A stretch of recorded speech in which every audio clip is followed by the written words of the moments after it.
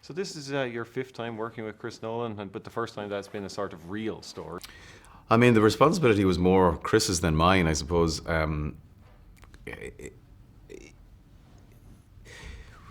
Where it's important to be sensitive is around the whole topic of sort of traumatized soldiers or a soldier that's suffering from shell shock. And so I did a lot of research about that in as much as I could.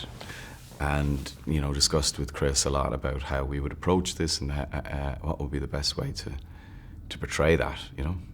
Because your character is never given a name. He never reveals who he is to like when he's asked like questions, he's very withdrawn and stuff. So that must have been, I mean, unusual to not have that when you get script into you and you go shivering soldier. That's usually something that's a very minor part when they don't name the character. Yeah, and I think there's reasons.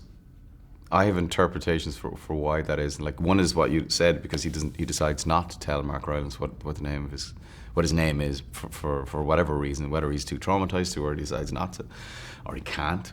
And then the other thing I think is he's representative of all those tens of thousands of soldiers that were affected by that condition, you know. So that's probably the reason. Yeah, so in some ways he's the living embodiment of the unknown soldier. Yeah, I suppose. But also what I like is that you see him, the before and after of him. You see him when he's confident and capable and in control of men, and he's this officer, and then you see him having lived through some horrific incident and he's reduced to what we see on the boat, you know? Yeah, and as the lone survivor of that particular catastrophe. And that, what you have then is a lovely sort of little chamber piece with you and Mark and Tom and Barry then on board that boat, and so it's the quiet part of the film when everything else is bombast and all the rest. So that it gives it a breathing space in the film. Yeah, I think so. And listen, the film is so beautifully kind of structured, you know, with those three interweaving storylines, and it was like that on the page. You know, everything that you see in the film, it was scripted. So you're constantly leaving one story, going to another, and, you know, wanting to know what's happening in the other story. And as you say, this is probably the quieter of the three in terms of certainly the sort of the performances, anyway. Yeah, because the other two stories, one is engagement in action, the other is escape from action, and this is going into the breach. And so that these guys.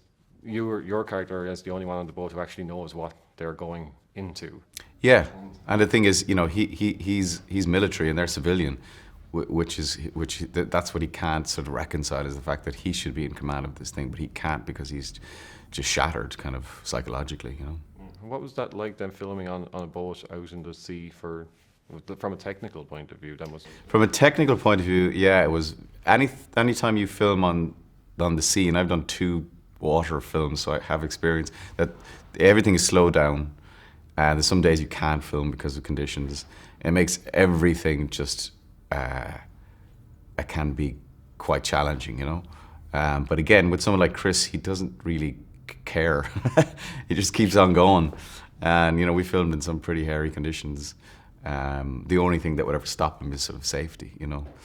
And in terms of the sort of comfort or discomfort, like, you'd be an idiot to complain about that, you know, given that it's a real life event, you know, where people died. Yeah, no, of course, what you're going through is nothing compared to what the real guys went through like 70 years ago. Fancy actors, But no, I loved that the realism of it all. So the planes are flying overhead while you're filming, so they're real Spitfires that are flying overhead. Yeah. And I mean, you think about sort of logistically how complicated that is to sort of, you know, do a scene and then pan up to 3 Spitfires flying by. It's like incredibly complicated, incredibly hard to do, and he did it all the time. And, you know, he'd be shooting with us, and then he'd finish shooting with us, and he'd move to the destroyer, and then he'd get in a helicopter and he'd take off, and then he'd come back to us. Like, it's kind of phenomenal, his sort of control over the whole situation. It's really staggering to watch. It's a gigantic game of chess, isn't it? Yeah, and he's sort of, you know, a grandmaster, like. And that aspect of that that because you're on film, you're using film cameras, you only had 2 minutes of film, and then you'd have to reset again.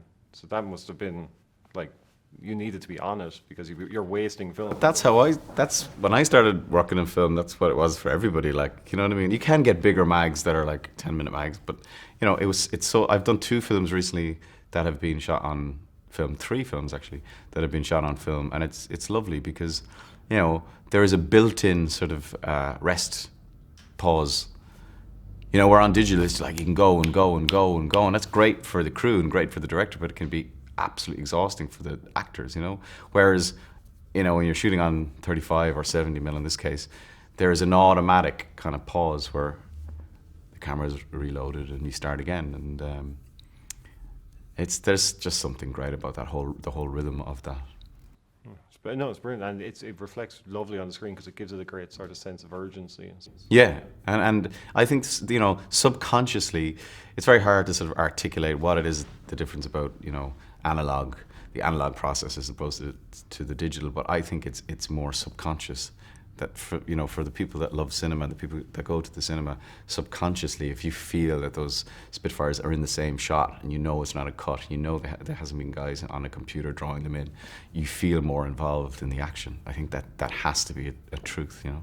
No, and it does, and it's great. And thanks very much. Thank you, man.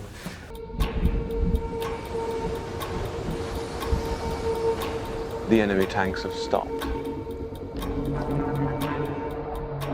Why? Why waste precious tanks when they can pick us off from the air like fish in a barrel?